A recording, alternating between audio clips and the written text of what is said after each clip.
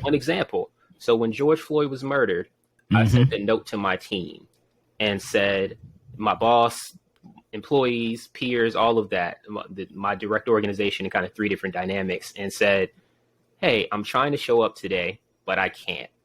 Because honestly, it feels like I'm looking at my own body laying in the street right now, and I can't pretend as if I can come to work and focus on these things as if the things that are affecting me and my community outside of work aren't affecting me.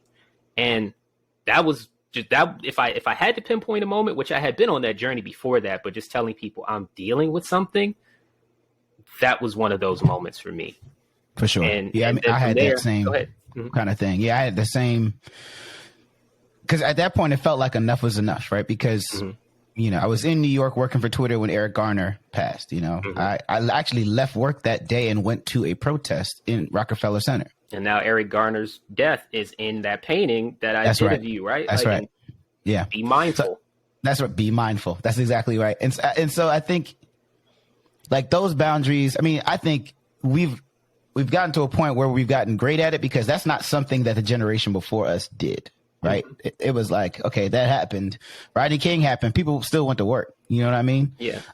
So I want to talk about the importance of that, but I do want to let you finish your thought. Yeah. So that's an example, and a specific example in the corporate context of just creating that boundary. But as I was saying, it was about managing the energy that I could give people.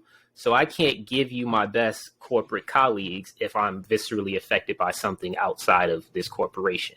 Right. The same thing of just in my interpersonal relationships, I do a check. And this is another thing of just that maybe back to being an only child and how we've spent the time with ourselves.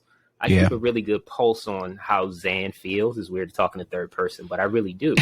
So when I'm thinking like when people say, how are you? I stop, I breathe, I search myself in the moment and really think about how do I feel? Now that filtration of what the answer is, do I give them the fullness of it? But even that pause, and I say, you know, it's a legit check-in. If I'm not feeling well, I'm like, well, I have things on my mind distracting me a little bit, but I'll give you the time in this moment. And I won't, it's probably not right for me to talk about that thing with you in this moment. But if you're really interested, and as I process through it, it's just like, there's always this attention to what the moment calls for. And what that other person needs. It's just an EQ thing, I guess. What does that other person need? What type of space are you stepping into? So this is one that Dr. Malik actually, a gem she dropped on me when she was out here.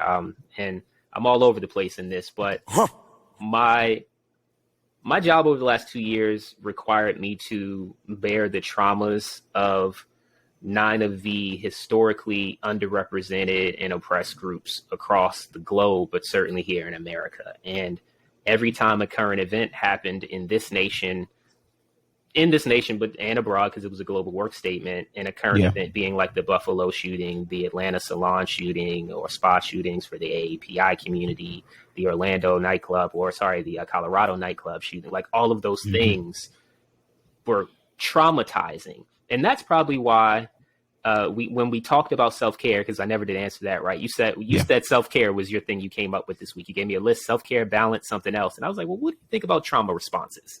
Yeah. And I don't know why my mind went to that, but that's often because self-care is often palliative. Self-care treats the symptoms, but not the underlying causes, right? It doesn't cure. So self-cure is different than self-care even. And what we've done through therapy and healing, that's the curing the underlying issues rather than what's on top. But every time something came up, I had to jump into palliative mode and help people. And then they had all of their traumas got placed on me, and I was just bearing things. So wrapping it up, what Dr. Malik told me was that I needed to, instead of holding space, create the space for people, step into it, and then step back out of it.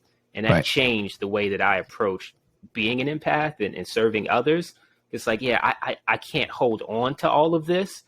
I'm going to get in this space with you and serve you in the best way that I can. You tell me what you need, and I'll step back into it when I need to check on you and all of that. But I can't exist in that space because it takes up too much of my head and heart space.